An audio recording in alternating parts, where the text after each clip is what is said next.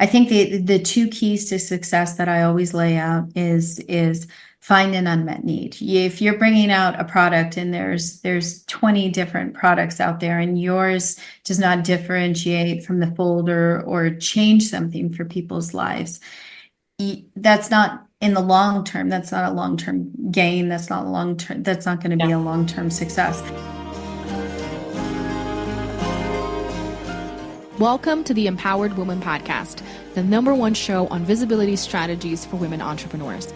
If you want to get empowered to be seen, stand out on social media, stages, TV, and more to make an impact with your voice and business, you're in the right place. I'm so glad that you're here. My name is Marcia Spurk, and I'm your host, professional singer and visibility strategist. Welcome again, and let's dive into today's episode.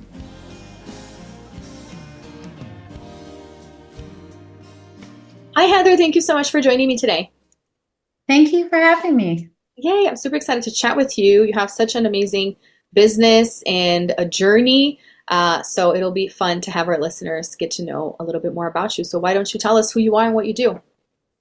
I am the CEO of Desert Harvest. I'm the second generation owner of a company. Desert Harvest has been around for 30 years, providing a variety of different pelvic and sexual health solutions for the medical community and patients worldwide. That is amazing. I love it. And I love your Instagram too. We're going to share afterwards, and all the information is going to be in the show notes, but it's got lots of fun graphics and information on there. Tell us more about the inception of all of this. How did this come to be and why this niche? I want to hear more. Yeah, so Desert Harvest was kind of born out of a need. My aunt had a bladder disorder called interstitial cystitis.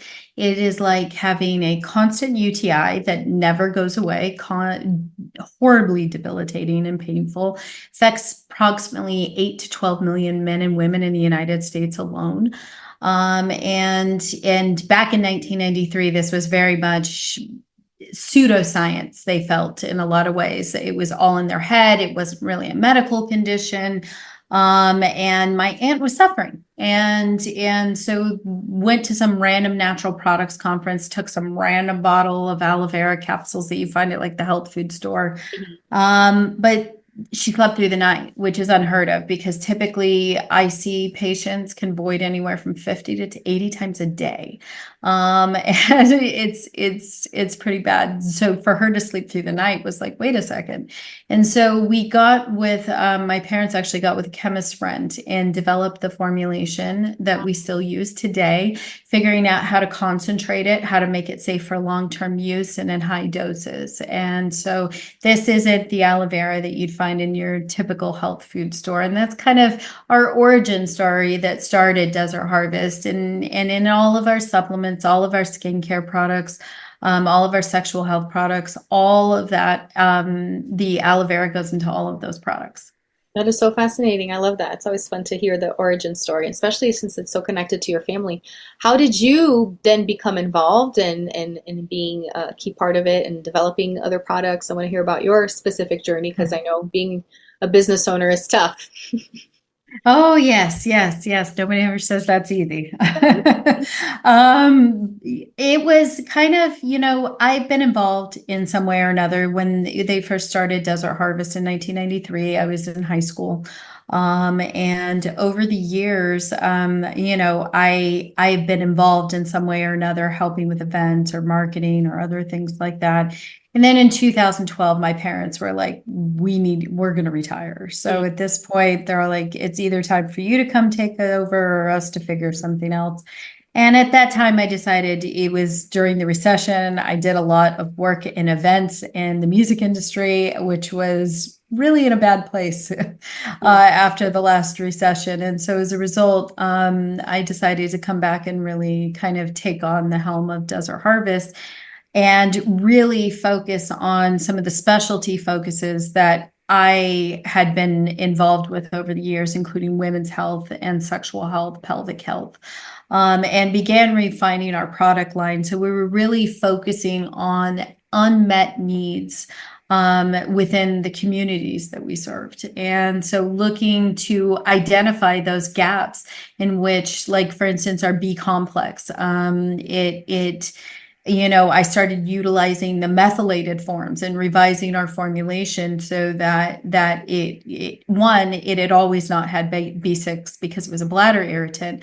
But then I started getting the methylated forms of B9 and B12 so that it's easier for your body to absorb and process than your traditional B9s and B12s. And so as a result, there's a lot of people, gene mutations, other things like that can't have that. So we're looking to kind of meet those needs that are being unmet in some way. Our lubricant, our sexual lubricant, our aloe, is one of only 2 lubricants in the entire world that should probably go into a vaginal biome that is actually iso-osmolar in pH balance to actually mimic the vaginal biome.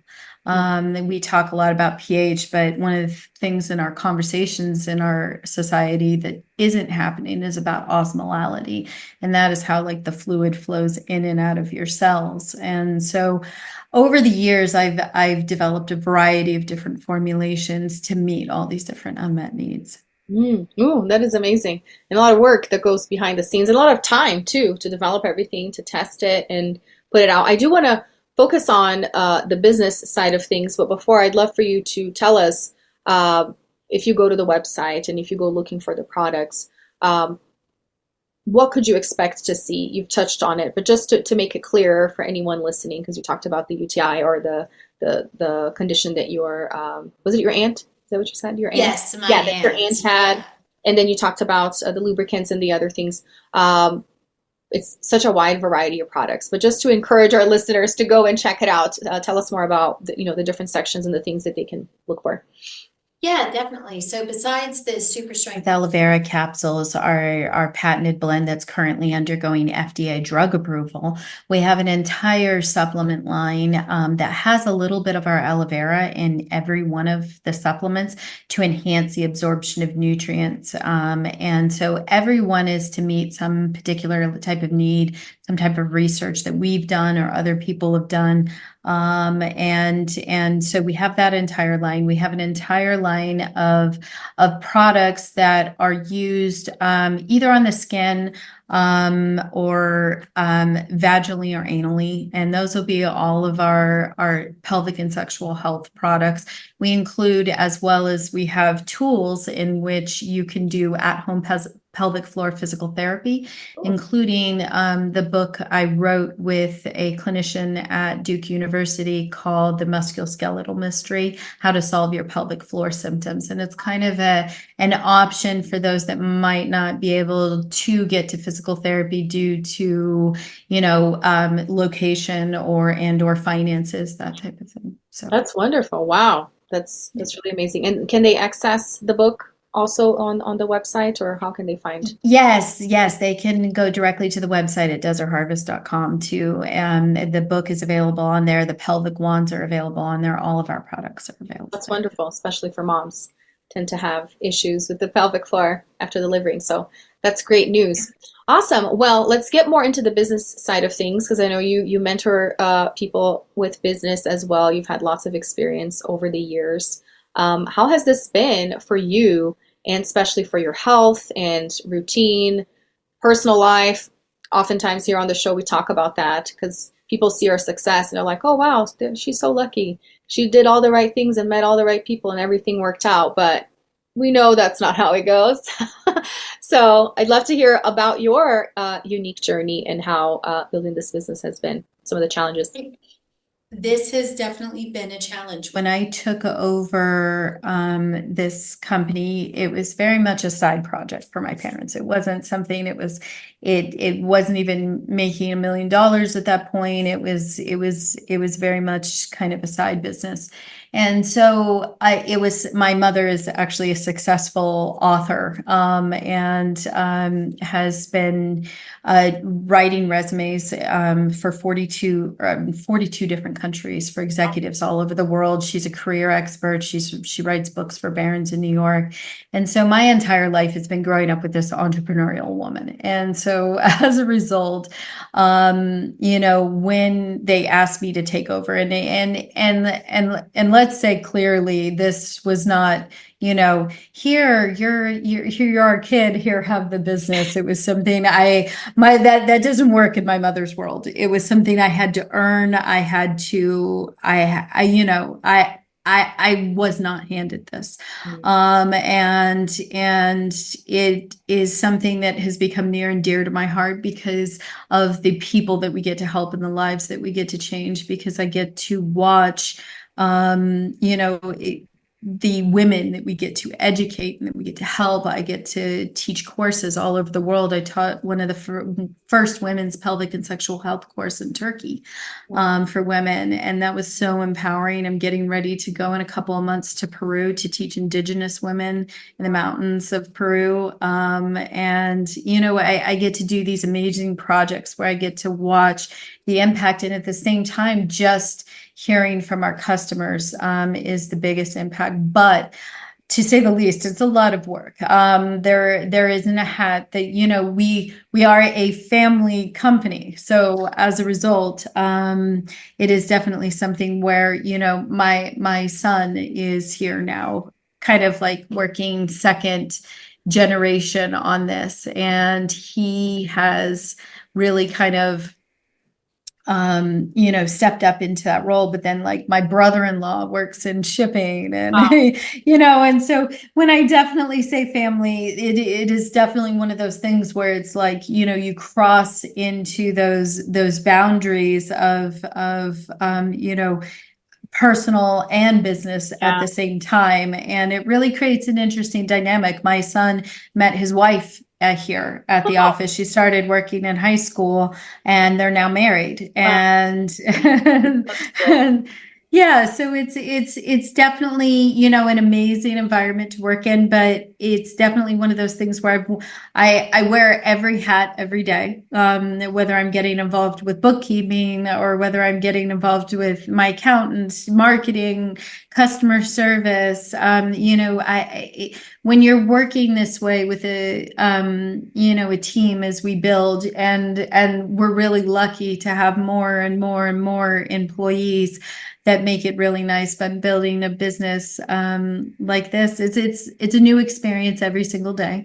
I do definitely have to say that wellness is something that has really become a very important part of my life. As the stress level goes up, you go, how do I balance this? I can't survive at this level. And so you start doing things. For me, it's yoga. I do yoga every day. I'm very intentional about what I eat. I do meditation at night. And it's really about fueling my body to do what I love. So Wonderful. Yeah. Especially with the family dynamics, I can only imagine. While it is good and fun and people you can trust, there's also challenges because of the overlap there with the personal life. And tell us more about your health. I know not too long ago you received a life-altering diagnosis as an adult, and you've been pretty outspoken about that and how that has shaped the way you lead the business and the way you lead your life. Tell us more. Yeah, so I'm getting ready to turn 45 next week, actually. And at 41, I was diagnosed with autism. I did not know, I had always thought my entire life that something was wrong with me. And I think I went to the point of being able, I go above and beyond to show that I'm not.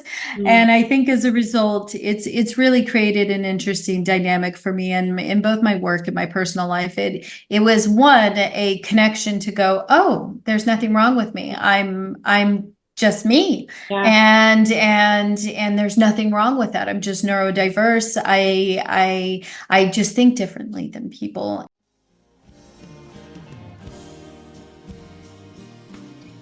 Let me take a quick second to talk to you if you're serious about your visibility. If you really want to take your visibility to the next level, your business to the next level when it comes to visibility without hiring a PR agency, then you need to check out my More Visibility Mastermind. This is a 6-month container, an intimate container with 15 students max, where we get down and dirty with your business, in your business, and I help you really expand your reach. We look into your content strategy, into your speaking strategy, your networking strategy, and as a group or also at a VIP level, we really create a visibility strategy for you. Because here's the thing, if you don't have a solid visibility strategy, you are not helping as many people as you could with your gifts and with your expertise. So go on ahead in the link in the show notes and submit an application and get notified when the doors open next. And in some ways it's a benefit in business. It makes me, I'm constantly, my brain never stops. And so for me, it's very much about organizing all of the pieces together fluidly. And I'm always constantly organizing or analyzing something in my head. And when we go back to health, that's not the greatest thing. And finding mechanisms to kind of balance that is one of the things I've definitely had to figure out. But being able to, know that diagnosis, then it almost becomes like a disclaimer for me. Like, I have autism, I have autism, I have autism. And that way, when we start the understanding or relationship or anything like that, it just goes to understand, hey, when you think I'm maybe not hearing you or listening, I don't necessarily pick up on human emotion very well, which becomes a difficulty, something I have to go above and beyond to make sure that I am connecting with my employees, with all of my staff. When they have something going on, I may not necessarily pick on that emotional component that other people might easily pick up on. And so it's something I just definitely have to think about more cognizantly. So. Yeah, you touched on a couple of things that I was going to talk about first in terms of, getting the business to the point that it's so successful in a multi-million-dollar business. And you talk about your team and having support. You don't do everything yourself, although you do wear many hats. That has been, I'm sure, one of the things I wanted you to share, a couple other things that you see as key to scale a business to this point. And on the same hand, I was going to ask you about the diagnosis. Since in the recent years, there have been more conversations about neurodivergency and, people embracing that about themselves. And just like what you said, wow, there was nothing wrong with me. This is just the way that I am. And being open with others and saying, I realize that you may not understand how I operate and we may, clash at times, and having those conversations with your team. I was going to ask, what were some of the changes that you made in your business once you realized, wow, I operate this way? So it's kind of two loaded questions there. Yeah. I would probably say, again, that whole disclaimer thing, really having conversations with my employees, having them understand who I am. They were actually all really amazing. They sent me amazing notes. One of my employees is actually, her husband works at the University of Ohio with adult people with autism with it. And so as a result, I had this amazing connection to them. And originally I wasn't even sure I wanted to talk about this publicly necessarily. And my employee and her husband reviewed the pitch that my agent had put together, and they contacted me and wrote the most beautiful note about why I should do this, the people that it would help, the lives that it would change, to understand that there isn't a limit to your potential just because you have autism, and that you can achieve anything. And so as a result, that really kind of led me to be able to do this. And at the same time, I think that employee also really helped me connect with the other employees by educating them about autism and understanding. I think that's really what the key is just educating and having that knowledge that I'm not necessarily going to pick up on your social cues, your emotional cues, but if you give me something straight and logical and understanding, that I'm gonna pick up on it immediately. And I think that's really worked. My husband, has really gone above and beyond with this, and he actually calls me Sheldon from Big Bang Theory. I love it. So, yeah. That's great. It's a great compliment in many Yeah. ways. Yeah. So he'll just always be like, okay, Sheldon. Okay, Sheldon. Well, And finding that support is huge then. So what a blessing to have that employee to then make you feel embraced, and then share that with the other employees as well, and have that open communication. Because many times people may want to try to hide or feel shameful of it, but you have used this to your benefit and also to the growth of the company, so that it creates a culture of acceptance for everyone. What were yes. some of the resources besides this employee that helped you in your day to day once you realized that?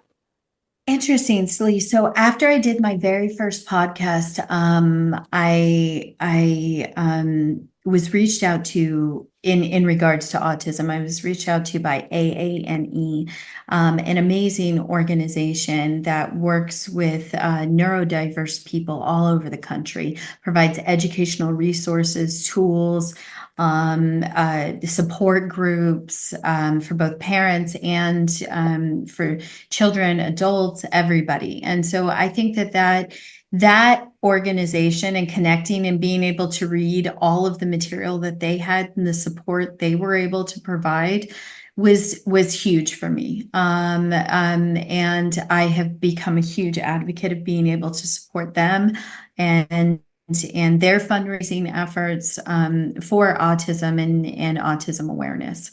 There, as well as, the connections that I've made in a variety of different ways throughout this course. I've been reached out to. I was doing a talk to, it was a couple hundred people, and it turned out that one of the audience members, her son had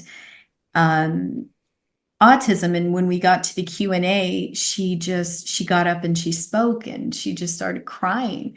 And she told me, I just wanted to say thank you. She said, because I'm going to show you to my son. I'm going to show him what he can do, and realize, because he's gotten this diagnosis and he doesn't think he can live, and he can't go to college, and he can't have life. And he's a teenager, and he just, and that was impactful, and that has happened multiple times for me over the course of this experience.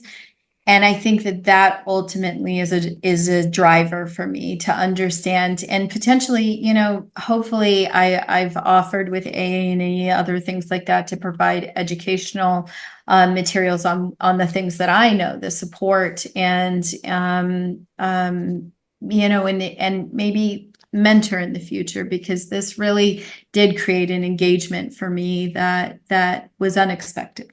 Oh, that is wonderful. What an amazing ripple effect of your Yes. decision to be outspoken, and also understanding that at times you may think, wow, having this diagnosis later on in life, it could be, tough. But then for like you said, somebody younger that receives that, they could think, I have a whole life ahead of me, but I don't have any opportunities. And then to see you and be like, look at what she did, and she didn't even know she was operating, with this diagnosis, and then you carried on, and now you're using your experience and your story to empower others. Thank you for doing that. That is very encouraging, especially for other entrepreneurs that may think there is no way I'm going to build something because I have all these other things going on, and you're proof that is not the case. Yeah. It may just take a little bit of extra work, but you can do it. So. Yeah. So how do you coach other business owners on how to develop their businesses? What does that look like? Oh, goodness. So for me, finding an unmet need is one of the most critical things that I think the two keys to success that I always lay out is find an unmet need. If you're bringing out a product and there's 20 different products out there, and yours does not differentiate from the folder or change something for people's lives, that's not in the long term. That's not a long-term gain. That's not long-term. That's not going to be a long-term success. And same thing, if you're an existing business, we've been around for 30 years, and I always constantly, I watch these businesses, that are multi-generational and potentially fail, is watching that. And I'm like, why did you not adapt? So my second key is always like adapt or die, because literally that is, you have to be able to watch what's happening in the world, what's happening, just because, right now your audience is predominantly, maybe Gen Xers, you've got millennials coming up right behind that. And you're forgetting to engage them, and we have to remember the generational differences and the generational gaps, and look at people as a whole, not necessarily generationally, but understand that you have different pockets of generations that are going to have different ways in which to be marketed, and they're going to have different unmet needs. But there also might be an unmet need, for instance, interstitial cystitis. We have people as young as 5 and as old as 90. So I think we had 90. No, I think we had 101 one time. Oh. And so, we're going the spectrum here, but each generation is going to be a little bit different in how we cater to those audiences and provide and meet their unmet needs. Oh, those are two great keys. So people can take notes as they're listening in and make sure they're following these things or finding the gaps within those things and make some changes. That's wonderful. Well, before you tell us how to connect with you already shared Desert Harvest's website, but I'll have you repeat it in a little bit, and also how to connect with you personally. I would love for you to answer my $1 million question. Are you ready? Okay, I'm ready. Hit me. Heather, what is an empowered woman then? Ooh, an empowered woman to me would be a woman who is self-aware. And as we've talked about this autism and the autism diagnosis for me at 41, that was my moment of self-awareness. That was my moment of knowing who I am and my place in this world and the difference that I can make in this world. And I think that an empowered woman is a woman who's self-aware, and knows where she stands in this world and what more she could do in this world. That is beautiful. That is so true. I had a conversation not too long ago with my cousin who's in her 40s, and she said, oh my gosh, it took me all this time to understand this about myself. And it's like, well, it's never too late. And it's a constant journey too. We're always becoming a little bit more self-aware, and it comes with age. You need to live a few years to then understand yourself, right? And be like, why did I do that? Oh yeah, because this is how I operate, etc. So yeah, I love that answer. So good. Well, thank you so much for being here, sharing your story, sharing your amazing business journey. Tell us how people can find the products, and also how they can connect with you personally to learn from you. Oh yeah, definitely. They can follow us on social at Desert Harvest Aloe Vera. Mine is at HM Florio. They can definitely follow either of those Instagrams. And then our website is desertharvest.com if they want to check out any of the products. And if you have any questions, you're always welcome to call us at 800-222-3901. We have an amazing customer service staff that will take the time to really answer your questions and engage. Amazing. Oh, this is so cool. Thank you so much for your time today. This was wonderful. Thanks, Marta, for having me. I appreciate it. Thanks so much for tuning in today. I hope this episode empowered you. And if you enjoyed the show, please join the Empowered Woman community on Facebook and share with friends, or leave a review on iTunes so more people can discover this empowering message. Until next time, bye.